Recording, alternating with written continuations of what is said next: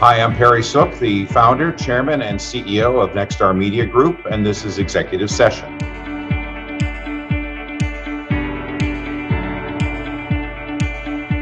Rewind TV is going to launch in 40% of the country, and that is just literally on vacant Diginet spaces we have in the Nexstar portfolio.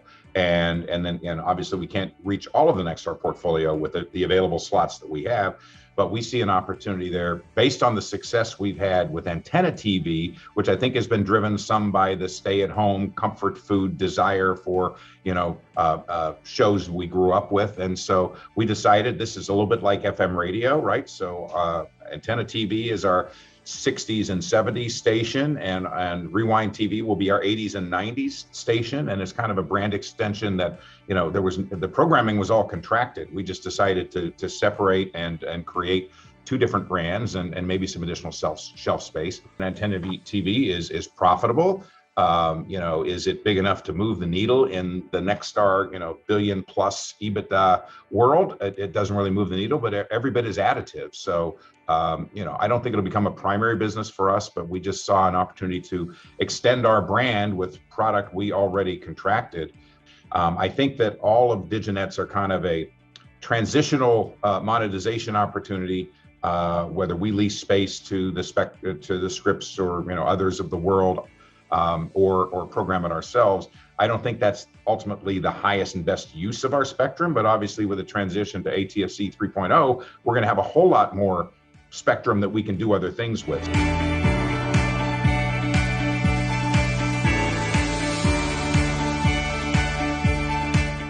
We've been on the air for a cup of coffee. We haven't been on the air for a year yet, and I like to say the baby hasn't learned how to walk yet. We birthed the baby during a pandemic. NewsNation was created, built, and launched during a pandemic.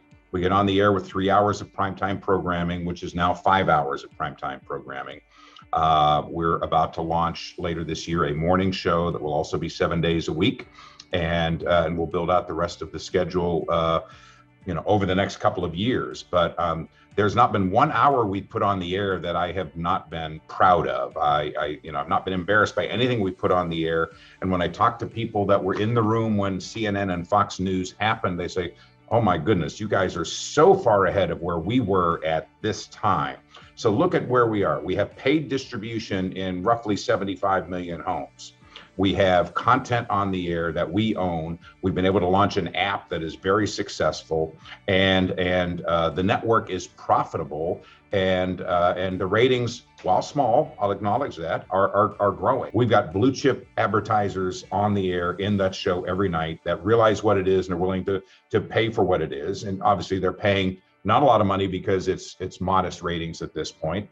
But from our standpoint, we've built a very solid foundation, and we feel very good. We're just focused on the job and focused on being better. And we don't have to be number one to be successful. We just have to show growth to be successful, and that's where we're focused.